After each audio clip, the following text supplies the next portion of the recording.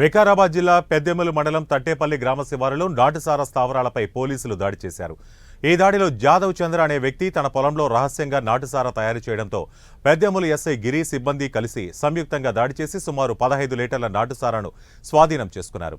అలాగే నిల్వ ఉంచిన 150 లీటర్ల బెల్లం పానకాన్ని స్వాధీనం చేసుకుని కేసు నమోదు చేసి పోలీస్ స్టేషన్కు తరలించారు.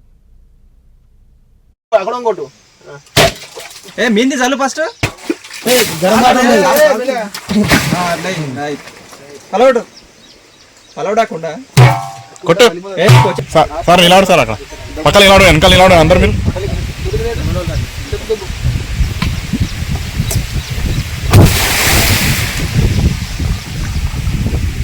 డబ్బు